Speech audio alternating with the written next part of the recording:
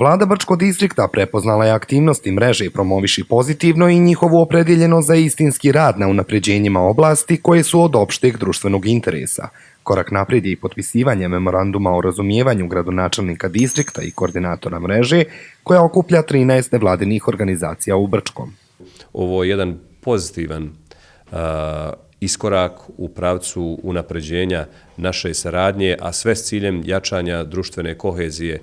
Dakle, teme koje se obrađuju u okviru tog cilja su više nego značajne za distrikt Brčko i otuda evo i podrška i kroz ovakav formalizovan pristup našoj saradnji.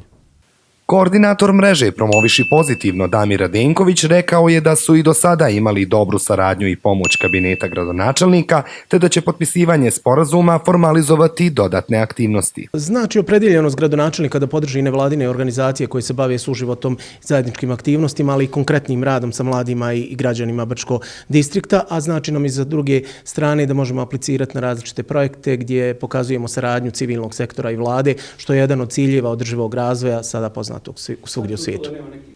Mreža Promoviši pozitivno osnovana je u Brčkom 2013. godine uz veliku podršku misije OSCE-a u našoj zemlji.